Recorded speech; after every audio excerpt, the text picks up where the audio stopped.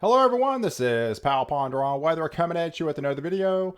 In this update, we're going to be talking about a major snowstorm as well as an ice storm, but also some severe weather, including some tornadoes. So before I do get started, if you do like weather-related content, please subscribe to my channel as I will upload daily updates to keep you ahead of the storm. And I do ask you to share this video with your friends and family on social media. All right, so let's get started. Here is the latest watches and warnings as of this morning on New Year's Eve. Happy New Year's Eve, everyone. We've got winter storm weather advisories as well as winter storm watches for a good chunk of Oregon, Washington, getting into Montana. But the main story is going to be in Texas, where they've got a widespread snow event out in West Texas. That'll lead up into portions of central and western Texas, going into Oklahoma, getting into Kansas, as well as Missouri. This event will spread all the way into Illinois, including central and northern Indiana, and will eventually kind of peter itself out into Ohio. But then we also have a flash flood watch for just east of the Dallas-Fort Worth area. And then we've got high wind advisories. We're going to have a severe threat on the south side with, unfortunately, some tornadoes down in portions of Louisiana, and then that will extend off to the southeast as well. So we've got a lot to talk about. Here is the latest 500 millibar pattern. You can kind of see it, what's happened in the upper atmosphere. We've got a developing low pressure to the south of Texas. Whenever you see that, that's going to set the stage for a snow event just to the north, and that's what they're seeing right now in West Texas. And as we go out through the afternoon, that will actually extend all the way north into the Dallas-Fort Worth area and expand into Oklahoma, bringing a good swath of snow along the way. But there's also a secondary low that's going to be forming on the backside of this that will tap into any available moisture that's left, will also take along pretty much almost the exact same path that this trough is going to take and dump some snow along the way with that as well. So let's kind of walk you through what's going to happen over the next several days. Here is as of this morning, going into this afternoon, the overall surface map. We've got a developing heavy snow event. We're talking 1 to 2 inch snowfall rates per hour. It's already been snowing for probably 8 hours out here in Big Bend. And we do have a little snow coming off the northwest flow. This northwest flow has been really active with some heavier rain, what they call the atmospheric river, dumping heavier rain into Washington and Oregon, and then snow on the interior side. And I think this northwest flow will become more active as we extend going into January. But this main event, man, this is a very dynamic system, especially over Texas. I mean, we're talking widespread rain. Texas needs it. They've been in a drought as of late. So there's some very beneficial rain with this. But then there'll be some snow, heavier snow on the backside going into places like Big Bend, going into Midland. And they've actually even extended the winter weather advisories just west of the Dallas-Fort Worth area. So as we kind of expand the view, this low pressure will essentially track directly over the Dallas-Fort Worth area, putting the snow just to the west of the Metroplex. So I do expect like maybe 2 to 4 inches in places like Wichita Falls and Vernon, but then heavier amounts as you go points westward, especially as you get into places like Midland, maybe like 4 to 7 inches, and even higher amounts, 12 to 18 inches out in Big Bend. And they could be seeing spots up to 20 inches. I mean, the all-time record, 24-hour snowfall rate record in Texas is 26 inches back in 1929 for Hillsborough. So that it'll be kind of interesting how close they actually get. But the second stage will be a severe weather threat down in Louisiana, where I do think they're going to be dealing with a lot of kind of bulk shear with this particular event. The Storm Prediction Center has already included an enhanced risk, essentially from the Beaumont, Texas area. That will extend into Lake Charles, getting into the Baton Rouge, where there's a lot of upper level spin in the atmosphere, where those dew points are going to be in the low 60s earlier on this afternoon, and that'll set the stage, unfortunately, for a severe weather threat. And there definitely is a possibility for tornadoes. In fact, they've already set a 10% hatch risk chance of a developing, the greater probability of an EF2 or greater tornado from Beaumont to Lake Charles to getting into Baton Rouge. So definitely, if you live in this area, be on the lookout for later on this afternoon for any severe warnings, and please heed those appropriately and take shelter. But that'll extend all the way up to the east. And I do think as it goes further to the east, it will lose kind of its severe weather characteristics. You might have a couple, but not as prevalent as I'm thinking back in towards Louisiana, getting to southwestern portions of Mississippi.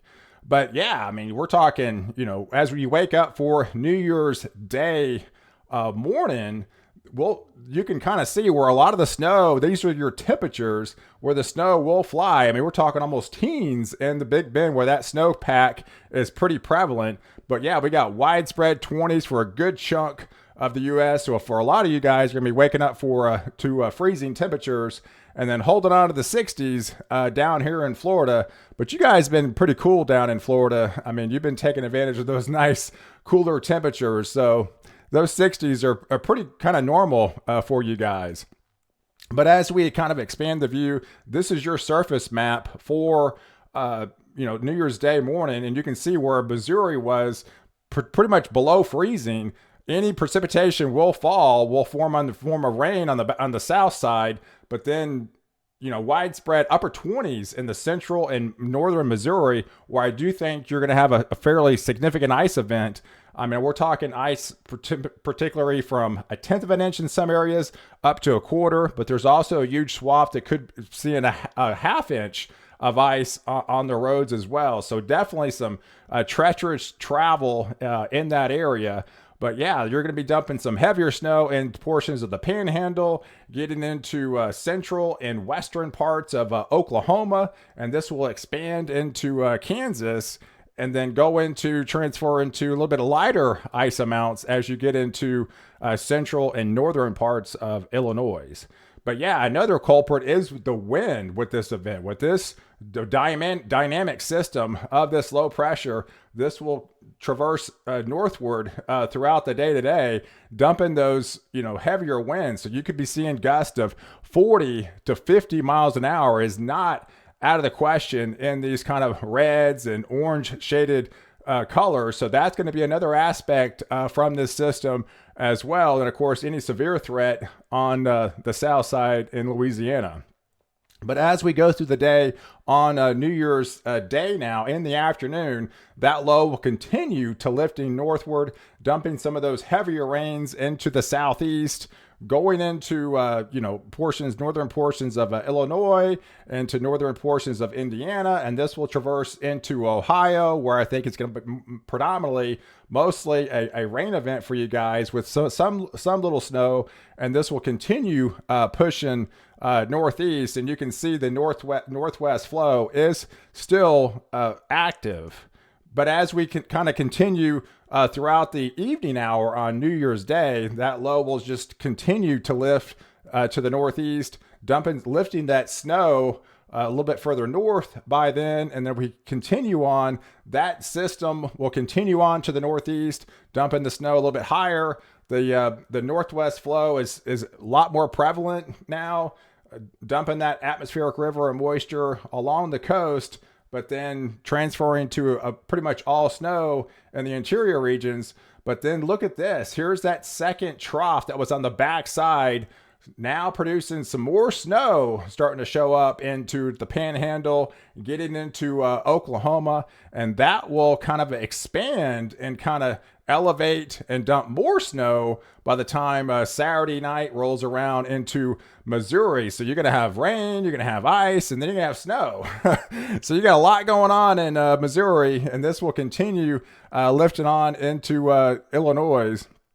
But this same system will kind of set the stage for kind of a northeast event as it taps into some of that colder air as well. So as this second system forms on the backside, it'll dump some more snow into Michigan and then rain on the south side. But as this taps into some of that colder air, it'll start to produce some heavier snow amounts of maybe 2 to 4 inches by that time. By the third rolls around, getting into Monday morning, of some more snow into Vermont and New Hampshire as it goes into Maine from that second system. But overall, the rain aspect from this system will be a flash flood threat predominantly to the east of the Dallas-Fort Worth area, probably 2 to 3, 4 inches in the Dallas-Fort Worth area, a little bit higher amounts to the east. And then that southeast flow will be pretty prevalent where these reds are anywhere from 3 to 5 inches in portions of Georgia, getting into the Carolinas. And that atmospheric river of moisture is just really, really active with some very heavy rain pushing into the coastal regions, Washington and Oregon. This is just over the next several days. So you could be looking at 4, 5, 6, 7 inches of rain in this part of the area. And then look at the ice event, and that's going to be another culprit from this event. It's not too much prevalent in Texas, going to be predominantly mostly snow. But as we get into portions of southeastern Kansas, and especially as we get into Missouri, I think you're just going to be kind of inundated from this system, from especially central to the northern parts of Missouri. Will dump anywhere from 1/10 to 1/2 inch of ice from this particular system, and a little bit lighter amounts as you get into Illinois, and then a little bit even lighter amounts as we go into Indiana, and then again even lighter amounts as we go into Ohio.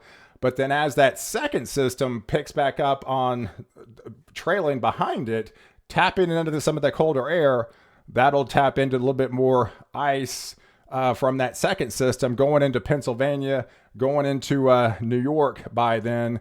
And then the snow aspect of it too. So it's already dumped several inches of snow out in Big Bend. So you could be picking up another foot in those locations in West Texas. I mean, believe it or not. I mean, these reds and purples here indicate, anywhere from, 12 to 18 inches they're calling for down in the Big Bend area, and a little bit lighter amounts going into 6 to 8 inches, particularly in places like Midland.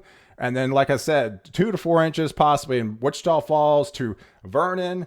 I'm not really expecting any snow in the Dallas-Fort Worth area. They have extended the winter weather advisories just a tad bit further east, but the low would have to track a little bit further west for it to be extended even further into the Dallas-Fort Worth area. But that will extend going into Oklahoma with a good swath of 2 to 4, if not 4 to 6 inches into central and western parts of Oklahoma, getting into Kansas, and then northwestern parts of Missouri. And this will expand into, Illinois with another 2 to 4 inch swath for you guys going into Michigan. And then that second system on the trailing back end will dump some little bit heavier snows by then, 4 to 6 inches in northern interiors of the Northeast. And yeah, you can see the northwest flow is really prevalent where they've had rain on the coastal regions, but then snow on the interior regions for the next several days. So I appreciate you guys watching. Do like this video and definitely leave your comments below. And don't forget to subscribe to my channel to catch the latest update where I protect you before and after the storm.